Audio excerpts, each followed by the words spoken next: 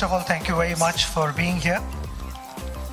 In fact, one of the press conferences I was asked a question, who said Sachin first, because we were talking about my retirement and all those things.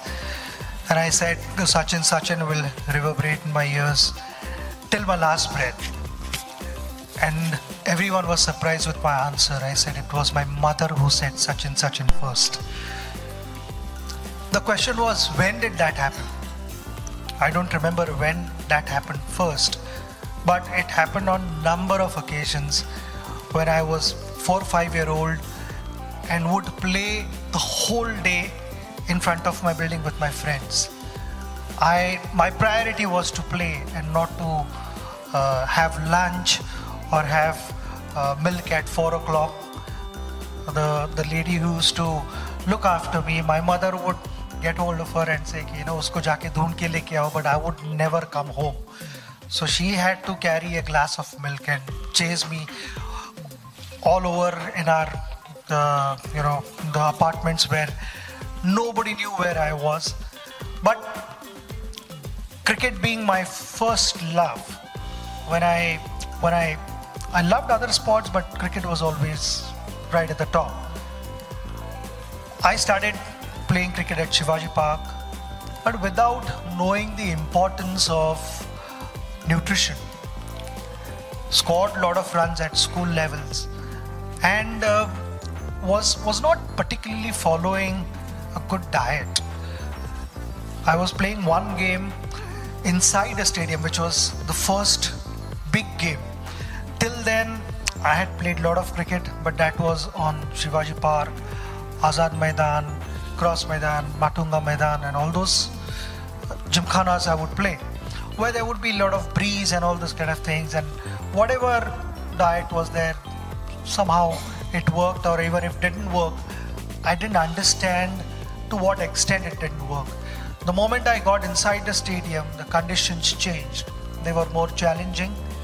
At lunchtime I was batting. I again followed the same routine, ignored my nutritional bit. The input, the fuel as we call it, was I did not give enough importance, maybe because of lack of knowledge at that stage. I was only 13, 14 that time, and I got out immediately after lunch, and I got out after lunch thinking of food, because I did not have enough energy to carry on playing a long innings there, which was the biggest lesson of my life. Because that one moment when I got back to the dressing room, the first thing I asked was, I need something to eat. I had clearly been ignorant, one can say, or maybe too young to understand what was important. I decided from that day that this should not be the reason for me to get out. Invariably, when you don't focus on nutrition, before losing a game, the first thing you lose is concentration.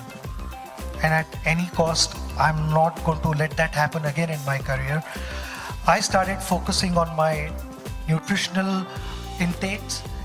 Along with my mental preparation, it was also physical preparation which was important. I know in our Indian culture, दूध पीना कितना important है. हम सब छोटे हैं तब हम दूध पीते हैं, but जैसे बढ़ते जाते हैं तो you kind of tend to ignore all these things. Maybe because there is not enough time and you've got other pressures in life and all that. But only when you are met with bigger challenges, then certainly you go back to basics.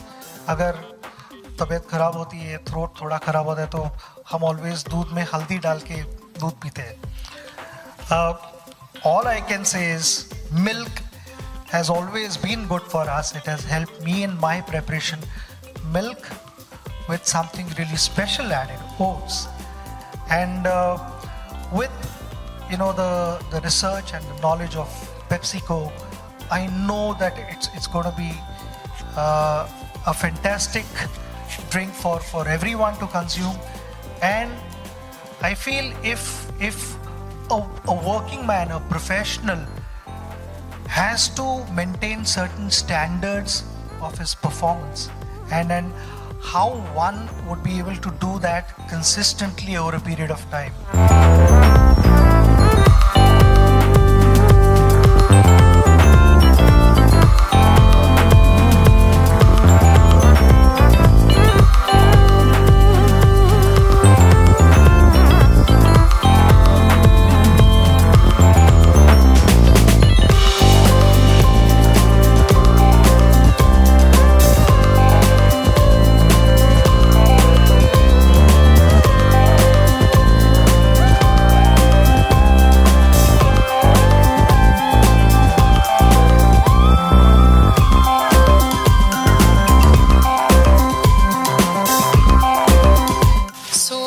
The first question, ladies and gentlemen, is Sachin, who was the toughest bowler you've ever faced? Other than Anjali, of course, who bowled you over clearly.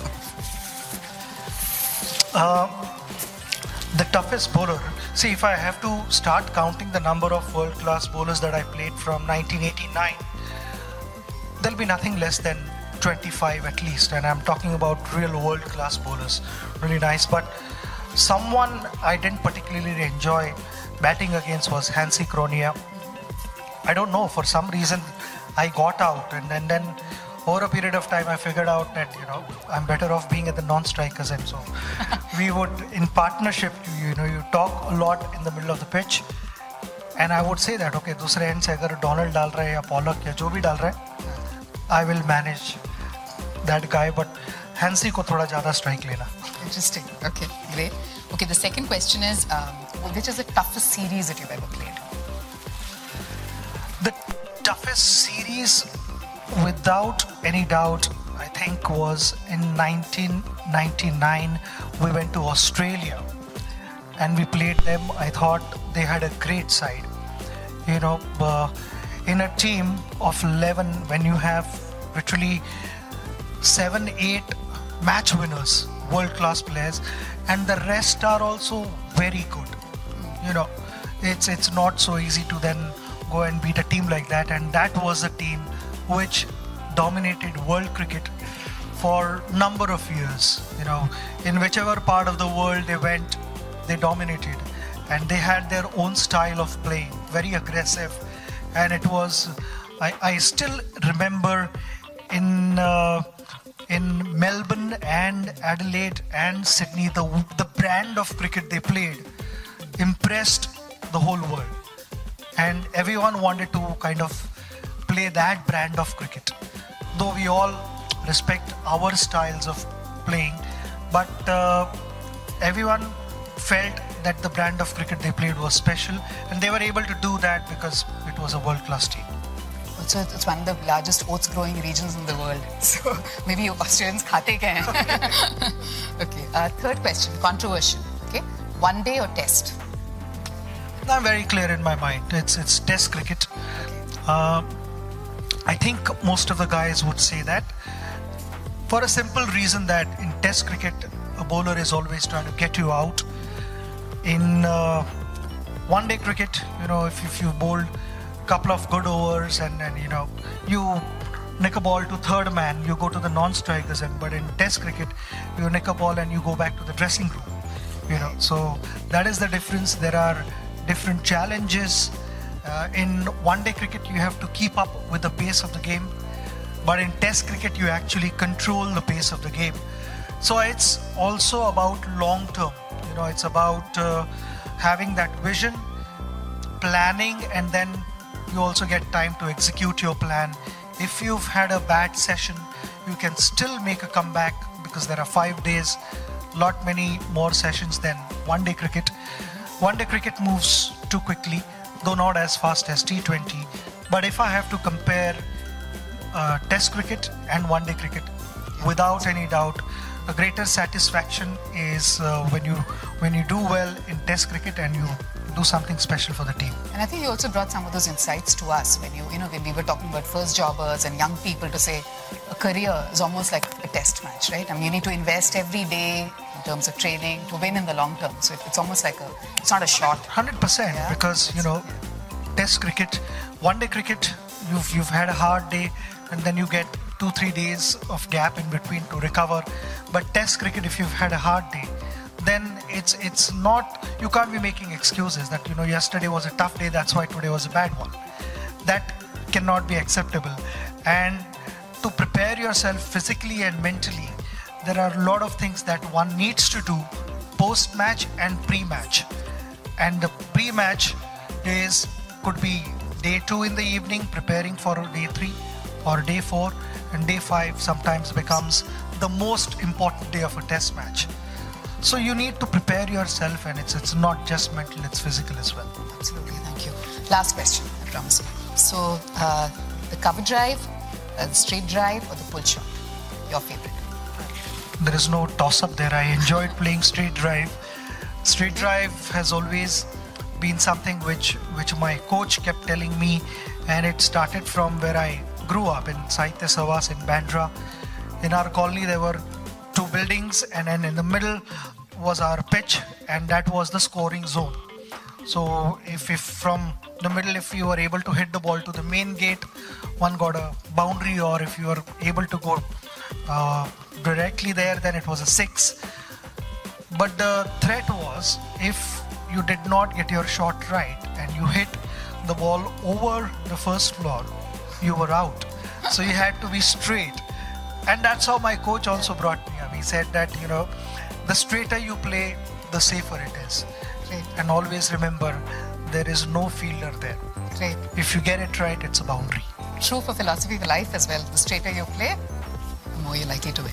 Thank you so much. We can spend hours listening to you, but thank you so much for your insights today, as well as really looking forward to this partnership delivering some wonderful products for the Indian consumer. Thank you so very much. Thanks, Sachin. Thank you very much. Thank you.